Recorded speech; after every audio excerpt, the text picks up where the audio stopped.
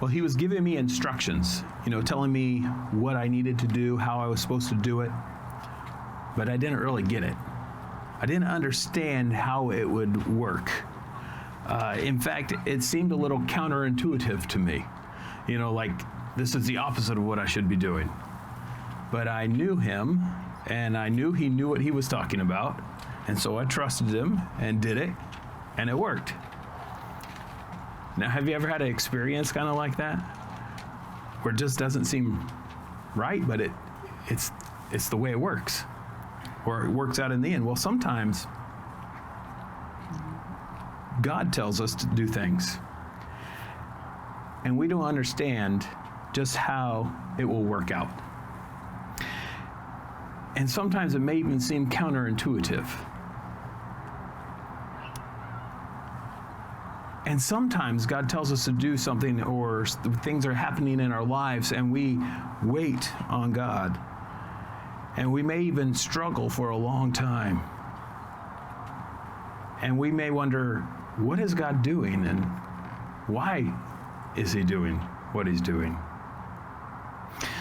Well, the next group of people of faith that we are going to read about, that are listed for us here in chapter 11, Hebrews 11, experienced things like this, but then they pressed on. And they are now held up as examples of faith. But before we get into Hebrews, I want to go back and briefly review the lives. Now, it may not seem brief because it's a long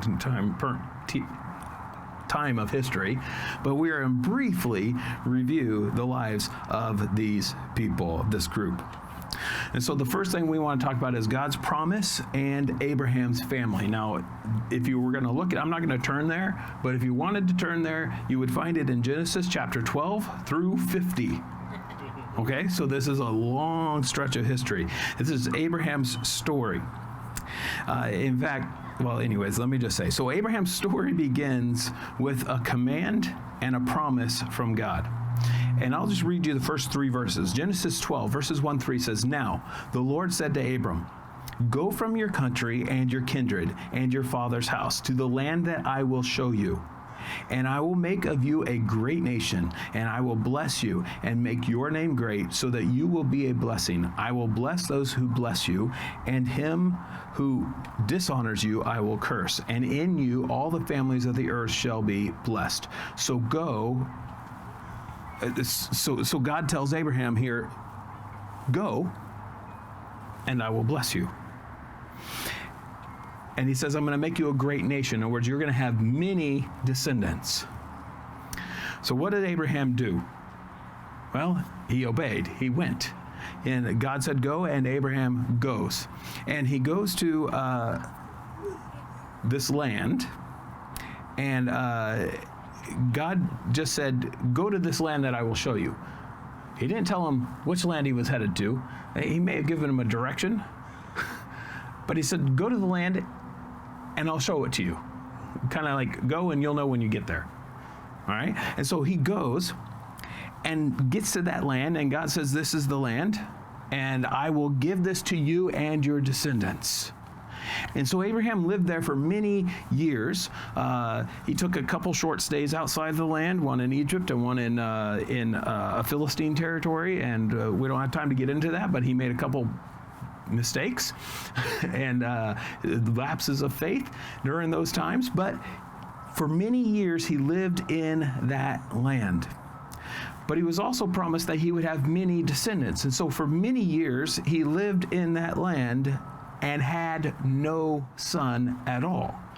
Now, that may seem the opposite of many descendants, right? Many descendants, but he had 0, none. So then his wife Sarah had this idea, and she said, why don't you have a child for me through my servant Hagar? And so Abraham did that, and Ishmael was born, and Abraham was now, oh good, now I have a descendant. And God came to Abraham and said, by the way, he's not your descendant that I was promising. He said, he's not going to be the one. This promise is going to pass through a son that will be born through your wife, Sarah.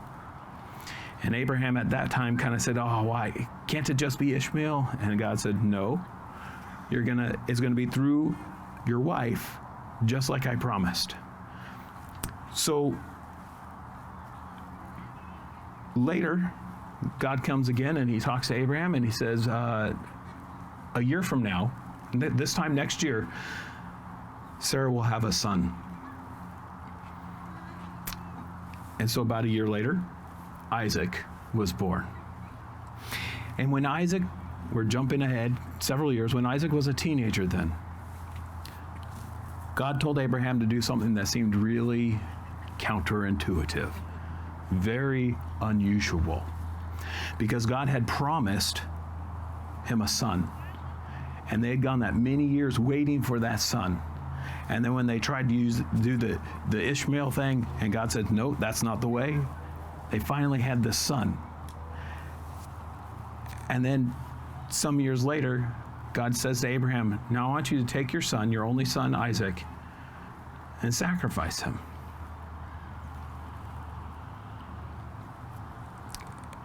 And Abraham had to hear that and say, that doesn't make any sense.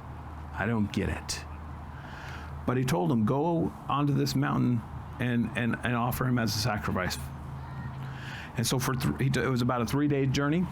They traveled, they got to the mountain. Some servants were with them, but they left them at the base of the mountain, and just Abraham and Isaac went up the mountain. And of course, Isaac, he could see that they had different things with them, but what they didn't have with them was an animal to sacrifice. He knew that they were going to worship, and so he asked his dad, where's the animal? And what was Abraham's response? God will provide. They got up there, and if you remember, Abraham was a very old man by this time, and Isaac was a teenager. Isaac was probably stronger than his dad at this time, but the story tells us Abraham tied him up. So there must not have been a fight, but Abraham tied him up, and he laid him down on the altar and was just about to plunge the knife into him, and God said, stop. Now I know that you believe. Well, time went on, and it was now time for Isaac to get married. And so Abraham told his servant, I need you to go to my old homeland where my family is and find a wife for my son Isaac. And he says, don't give him a wife from the Canaanites, these evil Canaanites. Go over there and get him a wife from there. So his servant said, okay, but what if she won't come back? I mean, shouldn't I take him with me? And Abraham said, no, you don't take him with you, because you don't take him out of the land. See, because we came here, this is where God told us to come to, and this is the land that God promised. And if you take him out, he might not come back. You leave him here. You just go get her and bring her back. Well, long story short, it worked. He met Rebecca, and brought her back, and she comes back and she marries Isaac, and they have twin boys. Their boys, Esau was the first and Jacob was the second. But God had told Rebekah that the older would serve the younger. In other words, the younger son would get the privileges and the responsibilities of the firstborn. And this was especially important because it involved the blessing. In other words, that promise from God would be passed down through the second-born rather than the first. Well, they became a very dysfunctional family, to say the least. There was a lot of favoritism, there was a lot of deception, and again, to make a long story short, Isaac gave the blessing to Jacob. And so God's promise then was passed to him and would go through him. That promise of the land and the many descendants was passed through Jacob. Well, Jacob ends up running away from Esau because Esau wants to kill him. And he heads back to Rebekah's and Abraham's old homeland. And he's headed there, but right before he leaves the land of Canaan, the promised land, God appears to him in a dream. And if you remember the story, this is the dream where he saw a stairway or a ladder. And there were angels ascending and descending. And God was at the top of the ladder and spoke to Jacob. And he told Jacob, or he repeated the promise to Jacob that he had given to Abraham, that he had given to Isaac, and now he repeats it to Jacob. But here's the problem. Jacob's on his way out of town. He's leaving the land. But God tells Jacob, I will be with you wherever you go. So this promise isn't just dependent upon being in the land. My presence isn't just dependent on you being in this land. I will be with you wherever you will go. And so he promised that he will take him, but then he says something else. And I will bring you back. Okay, so this is God saying to Jacob as he's leaving town, this isn't a permanent trip. You're going to go and you're coming back, and I will bring you back. And so he has that promise from God, and he knows that he will return. Well, Jacob's story is kind of convoluted. He goes there and he meets this girl, Rachel, that he wants to marry. Rachel's dad says, sure, I'll let you marry her. You just need to serve me for 7 years, because Jacob had to pay a dowry and he had no money to pay for a dowry. And so he says, serve me for 7 years and then I'll let you marry my daughter Rachel. Well, he was deceived by her dad, because after serving for 7 years, he ended up marrying Rachel's older sister Leah. Jacob complains about that and said, why did you trick me into marrying your other daughter? I wanted to marry Rachel. And he says, well, I'll still let you marry Rachel. I'll give her as your wife, to you as a wife as well. You just need to serve me another 7 years. So he lets him marry Rachel, but he serves them for another 7 years. So for 14 years he's there. But while he's there, God blesses him. He left the land with nothing. He's going to come back with a lot of wealth, a lot of livestock. But God blessed him, but as you can imagine, there was more dysfunction in his family. I mean, two sisters competing for the affection of this man. And eventually, he has 12 sons and returns to the land. Well, on that return trip, God renames Jacob. He gives him the name Israel. And his 12 sons, or the 12 tribes of Israel, are the descendants from his 12 sons. And he became a great nation. He had many descendants. So it's funny, it started off with one son, all of a sudden, one son, 2 sons, 12 sons, and then it's just going to explode from there. And they will just grow, and he will have many descendants. But then you have Jacob's son, Joseph. And Joseph was Jacob's favorite. I told you the dysfunction continues. Joseph was Jacob's favorite. And so his older brothers didn't like Joseph. They planned to kill him, but they ended up selling him into slavery, and he was taken off into Egypt as a slave. Well, long story short again, he ended up, things didn't start well, but he ended up being elevated to the second in the land, second only to Pharaoh the king. And this happened because God gave him the interpretation of Pharaoh's dreams. There was a huge famine, not only in Egypt, but in all of the area, the entire region. There was a huge famine and people were running out of food. But in Egypt, there was food. because God had given Joseph the interpretation of that dream and the ability to administrate. And Pharaoh gave him the job of collecting food and being prepared for this famine. So in Egypt, there was a lot of food. But where Joseph's family was, there wasn't food, and they didn't have food, but they heard that there was food in Egypt, so they came down and they got food from Egypt. Long story short, they eventually moved to Egypt so that Joseph could care for them and provide for them. And before Jacob dies, he blesses his sons. He passes on the promise to all his sons. But the greatest blessing is given to Joseph's sons. And when Joseph dies, when Joseph dies, all of Israel is living in Egypt, outside of the promised land. They're not even there. Now, we just ran through that history. When back several years ago when we studied the book of Genesis, we spent 23 Sundays on what we just talked about. Okay, so we just ran through that.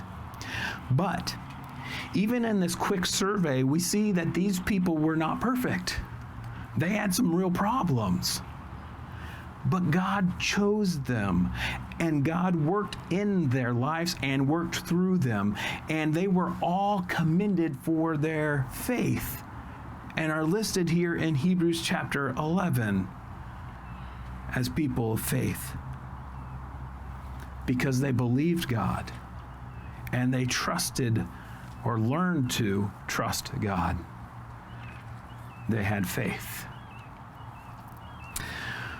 So let's get into Hebrews chapter 11. Hebrews chapter 11, beginning in verse 8, says, "By faith Abraham obeyed when he was called to go out to a place that he was to receive as an inheritance. And he went out not knowing where he was going." Okay, by faith. So Abraham's faith was displayed in his obedience, by his obedience. So when God called him to leave his homeland and to go to a different place, Abraham did it. Now, what place was he going to? He didn't know. He was basically just getting up and going somewhere. He didn't know where he was going, just that God told him to go and would show him where he was going and would bless him. Abraham believed, and he left his home to go somewhere. Now, the details were unknown, but he had God's promise, and God would be with him. Verse 9.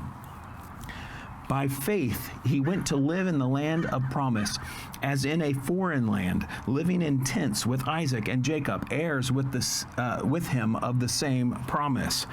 Okay, so what was Abraham's living situation when he was there, when he got to the land? What was it like for Abraham? Well, God had promised to give him this land, but he was living in that land, but he owned nothing.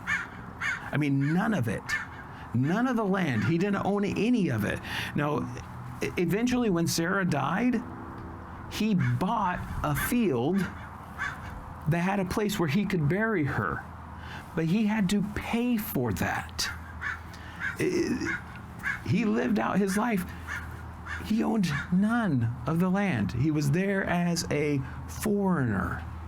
He lived as a resident alien, a foreigner. He was not a citizen, but he was an outsider. He was in a place where he didn't belong.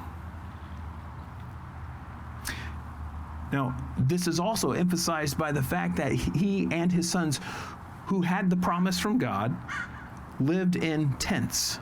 Now, it was normal for nomadic people who traveled around, herdsmen or whatever, who traveled around with their flocks, to live in tents.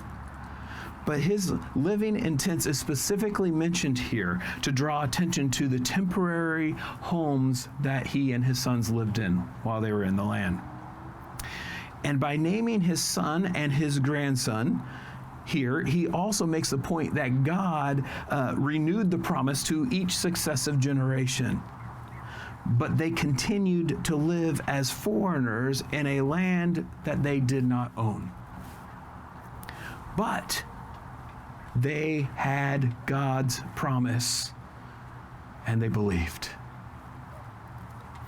By faith, they lived many years as outsiders, expecting that somehow, at some time, that land would be theirs. Verse 10. For he was looking forward to the city that has foundations, whose designer and builder is God. Now, this tells us how Abraham could live this way for such a long time. In fact, the rest of his life. How could Abraham live this way? He was waiting for and expecting something better. He knew that it was coming, so he pressed on in his unsettled life. Now notice that he was waiting, what he was waiting for or expecting. He says he was expecting or waiting for the city that has foundations. Now, the city that has foundations, this stands in stark contrast to flimsy tents that are staked to the ground, which he was actually living in at the time. So the city that he's looking for has foundations. It's firmly established and it is immovable, unlike a tent that you can just pick up and transfer over here. But it is a city with foundations. It is established. It is immovable. It is a permanent structure. And in this city, he will not be a wanderer. He would not be an outsider, but a permanent citizen. But also this city with foundations. This city refers to the heavenly city, his eternal home. Because it says that its designer and builder is God. It's not a tent that was made with hands. This is similar to the earlier comparison that was made of the tabernacle, which was a shadow of the true presence of God. And so he's waiting for his eternal dwelling place made by God. And of course, this pictures the end of his uncertainty, the end of unsettledness, and the end of being out of place, and ultimately, his citizenship being in heaven. So Abraham, he could leave his old home and travel to this unknown destination and live as an unsettled outsider because he knew that one day he would have a much better home and he would be at home permanently with God and experiencing God's blessings. Well, let's keep reading. Verse 11. It says, by faith, Sarah herself received power to conceive even when she was past the age, since she considered him faithful who had promised. Therefore, from one man, and him as good as dead, were born descendants as many as the stars of the heaven, and as many as the innumerable grains of sand by the seashore. So now Abraham's wife Sarah is brought into the discussion as well. That she and Abraham, they were miraculously enabled to have a son. In fact, they were told that they would have many descendants, but she had no children, and both of them were too old to have kids naturally. But God allowed them to conceive and to have a son. And how did that happen? Well, it says by faith she conceived. In other words, she believed God. She knew that he kept his promises, that he was faithful. And that one miraculous birth was the first of many descendants because God is faithful. God promised Abraham an uncountable number of descendants, and God made it happen. So a man and his wife who were not able to have kids became parents of innumerable descendants. Abraham and Sarah had faith, and God did the impossible. Verse 13. These all died in faith, not having received the things promised, but having seen them and greeted them from afar, and having acknowledged that they were strangers and exiles on the earth. For people who speak thus make it clear that they are seeking a homeland.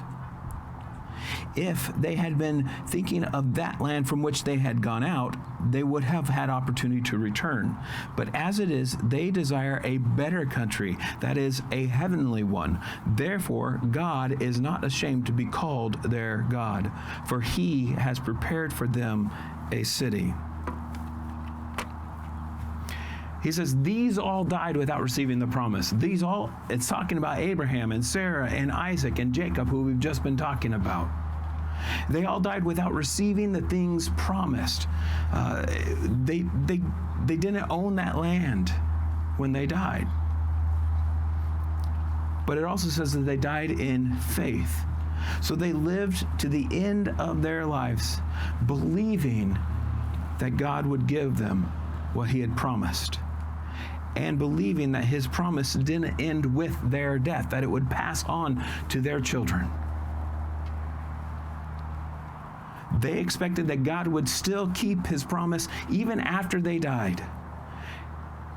And you can see this on one level in their expectation that their descendants would one day be given the promised land. That promise remained in effect even beyond their lives, and they died believing it. But there's an even greater reality being alluded to here. A reality that's greater than just the promised land.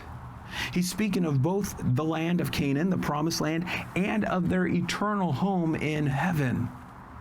The one is picturing the other. Canaan and the promise of that homeland is a picture of the greater reality of heaven and the promise of their eternal home. But he says here that they had seen the promised things from afar. So although it was in the distant future, they still believed it. They believed it was as good as done. Even though they didn't see it happening right there in their lifetime, they believed it, though it was not realized in their lifetime. And they are described as strangers and exiles. In other words, they lived as outsiders in Canaan. They lived there, but they didn't belong there. They were out of place. But they knew that someday, some way, it would be theirs.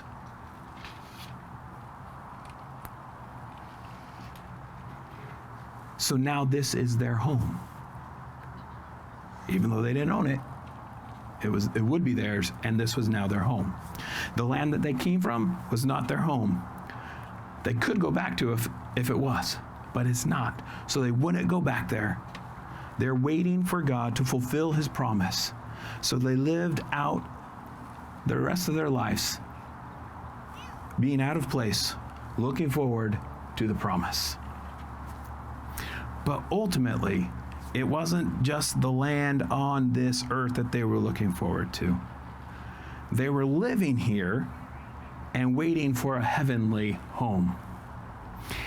And it says that God is not ashamed to be called their God because they lived by faith. They believed God and they trusted God, and their lives reflected it. This is very similar to the earlier idea when it says that without faith, it is impossible to please God. They had faith. Therefore, God was not ashamed, or God was pleased with people who have faith. And this is how we are to live as Christians in this world. We live here waiting for a new home. This is where we live, but we don't belong. We are strangers and exiles. We are outsiders. Why? Because we live by faith and we wait for an eternal home, a better home. We are actually citizens of what? Heaven. That is where our citizenship is. That is where we belong, with God. In fact, Peter writes in 1 Peter 2:11, "Beloved, I urge you as sojourners and exiles to abstain from the passions of your flesh, which wage war against your soul." He says, you need to live as strangers and exiles. He said, so we're out of place, live like it. In other words, you should be living differently than the sinful things of the world. You shouldn't be taking part in the sinful things of the world. You should stand out. You should be different. And then Paul writes in Philippians 3:20, "But our citizenship is in heaven, and from it we await a Savior, the Lord Jesus Christ." That's how we are to live here in this world, looking for Jesus, waiting for Jesus, being ready for Jesus. We live this life by faith. Now, in the next few verses, we have a quick rundown from Abraham to Joseph. There's just one thing mentioned that each of them did by faith. So, beginning in verse 17, it says, "By faith, Abraham, when he was tested, offered up Isaac, and he who had received the promise was in the act of offering up his only son, of whom it was said, 'Through Isaac shall your offering be named.' He considered that God was able to even raise him from the dead, from which, figuratively speaking, he did receive him back."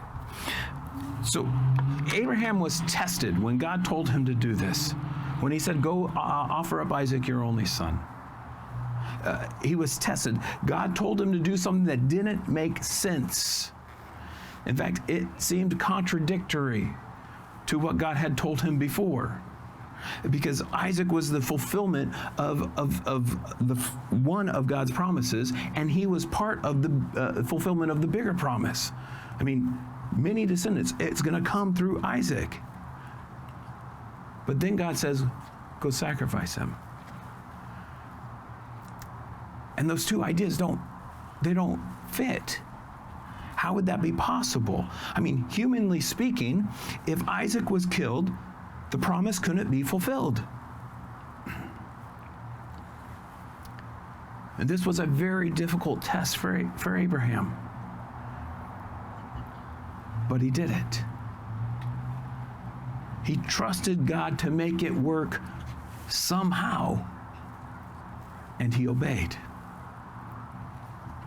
And when he was in the act of offering Isaac as a sacrifice, when he was just about to kill his son, God stopped him and said, "Now I know that you believe."